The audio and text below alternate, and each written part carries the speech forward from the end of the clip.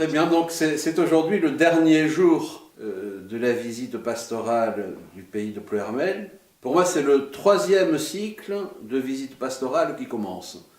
J'ai fait un premier tour complet du diocèse en arrivant pour lancer le projet missionnaire diocésain Communion pour la mission. Puis ensuite, j'ai fait une visite systématique de chacun des 9 pays du diocèse. Et là, c'est une deuxième tournée pastorale qui commence par le pays de Pleuhermel. Donc il y aura 8 autres visites pastorales sur le même mode. Alors, les modalités de cette visite pastorale ont été un peu différentes des visites pastorales précédentes, parce que dans la visite pastorale que j'ai menée précédemment, c'était une visite de découverte du pays. On essayait de voir les diverses réalités du pays. Ici, nous avons fait une visite pastorale en fonction de dossiers préétablis. Donc le dossier principal, c'est la réorganisation pastorale du pays de Pleuhermel.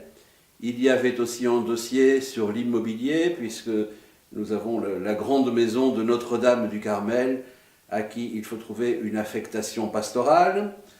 La question et le dossier du pèlerinage de Notre-Dame du Roncier à Josselin. Quel pardon, pour quelle pastorale, sur le doyenné de Josselin, ce qui sera désormais la communauté de paroisse de Josselin, au terme de la restructuration pastorale. La pastorale des jeunes sur Pleuhermel, puisque c'est plus de 3000 jeunes qui tous les jours arrivent sur Pleuhermel pour y être scolarisés. Quelle présence d'église peut-on avoir à cette population de jeunes très, très importante? Et enfin, la question du monde rural, puisque hormis Pleuhermel, qui a des allures de ville, de petite ville, le secteur de Pleuhermel est un secteur rural, donc quelle pastorale en milieu rural, alors qu'on sait que le milieu rural est très éclaté. Ce n'est plus seulement l'agriculture, c'est aussi des néo-ruraux qui s'installent là. Le rural constitue aussi la couronne périphérique de grandes villes comme Rennes ou de plus petites villes comme Pleuhermel, avec des gens qui viennent simplement pour dormir, mais qui ne vivent pas, qui ne travaillent pas sur place. Et puis les problèmes spécifiques liés à l'agriculture que l'on sait en difficulté.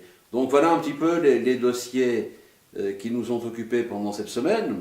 Une visite pastorale, pour l'évêque, c'est toujours un grand moment de joie, parce que c'est le moment où il exerce son ministère en contact direct et le plus direct possible avec le peuple qui lui est confié, avec la portion de peuple qui constitue le pays qu'il visite.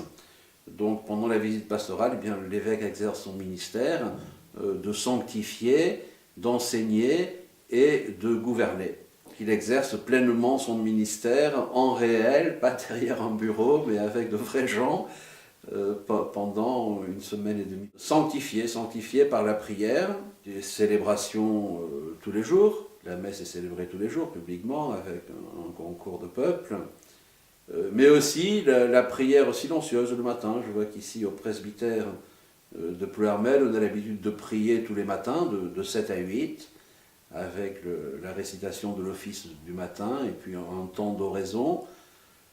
Pour moi, ces moments ont été très forts parce que, voilà, la pastorale est portée par une prière assidue, par une prière quotidienne, par une prière continue. Et je crois qu'il n'y a pas de vraie pastorale s'il n'y a pas cette assise, cet enracinement dans la prière. Donc ça a été un grand moment pour moi. Cette prière s'est poursuivie par la célébration quotidienne de l'Eucharistie, du chemin de croix, chaque vendredi. Vendredi de la semaine dernière à Pleuhermel et hier vendredi à Moron. Sanctifié, enseigné, mais par la prédication quotidienne, et puis aussi à travers l'organisation que nous tenons à donner au diocèse, il y a une part d'enseignement qui passe aussi. Ce que nous croyons, nous le mettons en pratique.